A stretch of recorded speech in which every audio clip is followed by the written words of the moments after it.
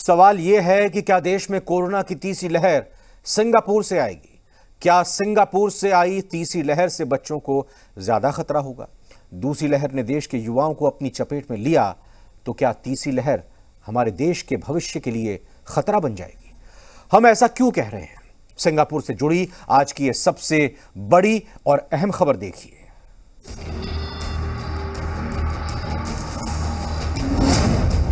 Singapore से बजी खतरे की घंटी। सिंगापुर से तीसरी लहर, बच्चों को डर। सिंगापुर के नए वेरिएंट से बचकर। दिल्ली के मुख्यमंत्री अरविंद केजरीवाल ने बाकायदा ट्वीट करके सिंगापुर को लेकर क्या चेतावनी दी है, सबसे पहले आपको उनका ये बयान सुनना चाहिए। सिंगापुर में आया कोरोना का नया रूप बच्चों के लिए बेहद खतरनाक बताया जा रहा है। भारत में ये तीसरी लहर के रूप में आ सकता है। दिल्ली के मुख्यमंत्री अरविंद केजरीवाल के कहने का मतलब भी समझिए। केजरीवाल के कहने का मतलब ये है कि हाल ही में सिंगापुर में कोरोना वायरस का एक नया वेरिएंट पाया गया है। ये वेरिएंट बहुत ज्यादा खतरनाक है क्योंकि ये वेरिएंट तेजी से वहां के बच्चों को संक्रमित कर रहा है और ये वेरिएंट अगर भारत में आ गया तो तीसरी लहर का कारण बनेगा। इसलिए इस तीसरी लहर से बच्चों को बचाने के लिए हमें अब और भी ज्यादा सावधान रहने की जरूरत है। तो फर्स्ट या सेकंड वेव से ज़्यादा घातक थर्ड वेव होने वाली है अगर ये बच्चों को निशाना बनाती है तो। कारण क्या है कि हमारा आईसीयू मैनेजमेंट एडल्ट का और पीडियाट्रिक एज ग्रुप का बिल्कुल डिफरेंट होता है। जैसे आपने देखा सेकेंड वेव में एक नर्सिंग स्टाफ 20 से 30 पेशेंट्स का आईसीयू इजीली मैनेज कर लेती है, पर बच्चों को अनअटेंडेड बिना पेरेंट्स के आईसीयू के अंदर नहीं छोड़ा जा सकता। बच्चे प्यार से नाक में मास्क लगा के नहीं बैठेंगे, उनको पकड़ने के लिए पेरेंट्स 24 आवर्स उनके साथ होना जरूरी है। अरविंद केजरीवाल ने ये चेतावनी देने के साथ ही केंद्र सरकार से दो बड़ी अपील भी की है, जिसकी चर्चा हम आपसे आगे करेंगे। उससे पहले आपको सिंगापुर से भारत की चिंता बढ़ाने वाली ये पूरी खबर बताते हैं। कोरोना महामारी के संकट काल में सिंगापुर को सबसे ज्यादा सुरक्षित देश माना जा रहा था। कोरोना को लेकर जितनी तबाही दुनिया के बाकी देशों में मची, उतनी सिंगापुर में नहीं हुई।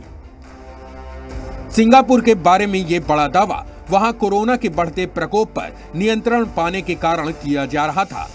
लेकिन इसी सिंगापुर में अब कोरोना वायरस का नया वेरिएंट मिलने से हड़कंप मचा है। कोरोना का ये नया रूप सिंगापुर में बच्चों को तेजी से संक्रमित कर रहा है। इसी वेरिएंट से सिंगापुर में हाल ही में 38 लोग संक्रमित हो चुके हैं, जिनमें 4 छोटे बच्चे भी शामिल हैं। जिसके बाद यहां की सरकार ने स्कूलों को तुरंत बंद करने के आदेश जारी किए हैं। इसी मामले पर सिंगापुर के स्वास्थ्य मंत्री को ध्यान से सुनिए। कोरोना वायरस का ये नया वेरिएंट बहुत अधिक खतरनाक है और ऐसा लगता है कि ये बच्चों पर ज्यादा अटैक कर रहा है।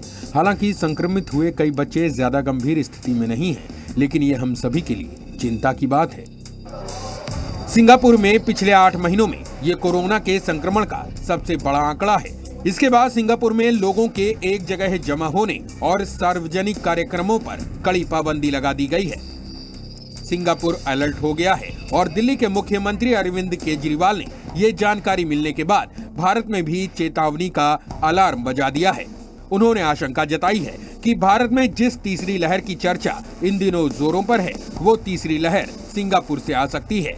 इसीलिए उन्होंने केंद्र सरकार से दो बड़ी अपील भी की। पहली, सिंगापुर के साथ हवाई सेवाएं तत्काल प्रभाव से रद्द हों और दूसरी, बच्चों के लिए भी वैक्सीन के विकल्पों पर प्राथमिकता के आधार पर काम हो। हम आपको ये भी बता दें कि सिंगापुर की इस खबर को दिखाने का हमारा ये मतलब बिल्कुल भी नहीं है कि आप डर जाएं। हम चाहते हैं कि अब आप पहले से और अधिक सावधान रहें, लापरवाही बिल्कुल भी ना करें और कोविड के सभी नियमों का पालन करते हुए खुद के साथ साथ अपने बच्चों को भी बचाएं। दिल्ली से रूफी जैदी के साथ ब्यूरो रिपोर्ट, जी मीडिया। सिंगापुर वेरिएंट से बच्चों को क्या वाकई में खतरा है? इस बारे में देश के नामी डॉक्टर, स्वास्थ्य मामलों के जानकार क्या कुछ कहते हैं? केंद्र सरकार ने मामले पर क्या कहा है? तमाम जानकारी के लिए इस रिपोर्ट को देखिए।